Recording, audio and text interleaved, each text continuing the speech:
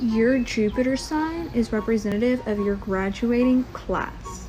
Not only is Jupiter associated with higher education and wisdom and learning, Jupiter spends 1 year in each zodiac sign, meaning you share your Jupiter sign with your age group. So if anyone was wondering why every graduating class has their own personality, if you will, there you have it. This is part 4 on how to work with your Jupiter sign so you can live the most abundant life possible. Cancer Jupiter, you create the most abundance when you connect with your ancestors. I cannot stress this enough. You also need to go big on healing yourself, because when you heal yourself, you heal your ancestors, and you also heal generations to come. You also need to go big on cultivating and harnessing your divine feminine energy. And one last thing, you also need to adopt the role of the nurturer, nurturing the ones you love, and most importantly, nurturing yourself. Your kryptonite is being too overly self-absorbed in your emotions and being overly defensive. Comment your Jupiter sign for part 5. What your zodiac sign and Jupiter means for you. Here we go. If you don't know, Jupiter signifies like success, optimism, and luck. Jupiter in Capricorn. If your Jupiter's in Capricorn, that means you're going to be really successful when it comes to like moving up in like the career ladder. You love goals, and you also know that it takes like, you don't like things just coming easy to you. So you guys are really good at planning goals, and you always like, once you set your mind to it, you're lucky in making it happen. Things just kind of work out for you in that way. You're also lucky with investments and like risky business decisions. You typically make it out on top with those. Taurus. If your Jupiter's in Taurus, you guys are really good at finding like long-term investments. I'm including like art pieces too. Like, you guys will find like the most expensive, valuable thing in the middle of nowhere, and like it's worth millions. Also, like any long-term commitment, including romantic relationships, you guys just are really lucky in finding that strategically. You guys are also lucky when it comes to like your home and like getting good investments on like homes and like your home life. Virgo. You guys are really artistic and have a lot of hobbies. So if your Jupiter's in Virgo, your hobbies are accidentally going to make you a ton of money. Working hard also comes easy to you. So once you guys like put your emotion into something, you guys like accidentally build empires. Like just This is part 2 on how to work with your Jupiter sign to live the most abundant life possible. Taurus Jupiter, you create the most abundance when you go big on achieving peace, stability, and getting very clear on your values. You also gotta tune out all the noise and listen to the wisdom of your bodily instincts. The deeper you cultivate a healthy relationship with your body, the more deeper you will be guided to your abundance. Your kryptonite is being too overly attached to the material and being stuck in a state of inertia. Comment your Jupiter sign for part 3. Let's talk about Jupiter in the houses. Wherever Jupiter falls in your chart, so whatever house it's in, that area of your life will be blessed with luck, expansion, and growth. Jupiter in the first house means you have a lot of luck with confidence, with leadership, and with starting projects. Something you could take away from having a Jupiter in the first house is to always give to others so you can receive it back tenfold. Jupiter in the second house means that you have a lot of luck with finances. Money seems to flow to you easily, or you might have like some kind of family inheritance.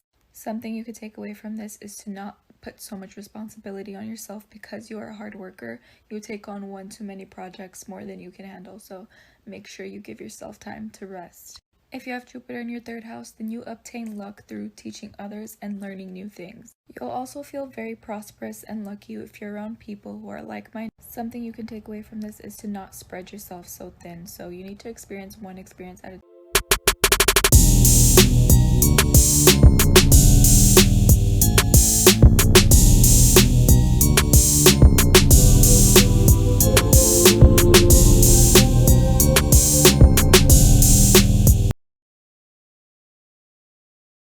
Okay guys, I'm really excited for this because I've been talking about it for months, but on May 13th, Jupiter enters Pisces. Jupiter indicates positivity and growth. And planets are strongest and most able to perform well in their home signs, so Jupiter being in one of the signs that it rules is really great. So this is what it means for the entire world and likely for you. Because this will last from mid-May to the end of July, I've been saying for a while that it looked like that would be when reopenings took place, and that is when a lot of things are beginning to loosen up their restrictions, open borders, etc. Can't generalize for the entire world, but there are things moving that direction. However, June 20th, Jupiter stations retrograde. And by the end of July, it re-enters Aquarius, where it will be until basically the end of 2021. Which makes me wonder if it's just cold weather, or if there's a reason why we have to go back to certain restrictions, like there was too many reopenings. So I think there's a lot of overreaction, but then again, I wonder why it's retrograding back. Not fear-mongering, just wondering why. Look for the emoji of your rising sign to see where there will be a great growth and like optimism and shit coming in. 7th house Leo Jupiter. So what does the 7th house represent? Traditionally ruled by Libra, the 7th house is all about balance. So the descendant or the 7th house is the exact opposite from the ascendant or the 1st house, meaning it's the house of other people and relationships with other people. Jupiter is the great benefic in the sky, so everywhere it touches, it blesses that part of your chart.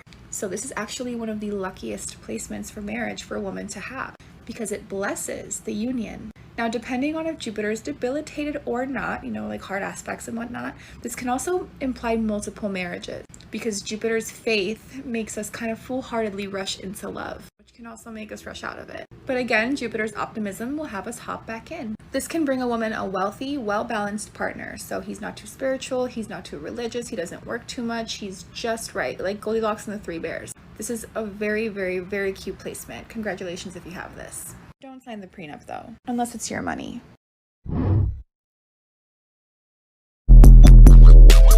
Everywhere I go, they all know my name. So can you hang? Baby, I won't fall, yeah. Can't feel what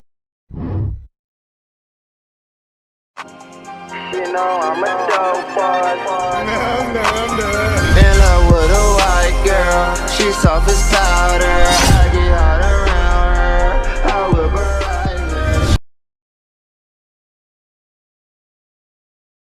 So Jupiter is considered the luckiest planet in astrology. So I want to talk about what part of your life is expansive and lucky according to what sign your Jupiter is sitting in your birth chart. Libra Jupiters, we are starting with you. So if we sum this up, Jupiter is knowledge and Libra is other people. So Jupiter in Libra has the knowledge to be able to deal with other people. Libra, ruled by Venus, becomes a sort of negotiator or finds pleasure in negotiating with other people, but not the best at negotiation like a clever Gemini would be. A lot of lawyers have this placement. Moving on to Jupiter in Cancer. Overly motherly, loves children, wants kids of their own, thinks of other kids as their own kids. Jupiter being the guru and Cancer being unconditional motherly love will teach you things unconditionally. They'll be the ones spending hours with you, getting you to understand something. Yeah, we're gonna need to make this a series.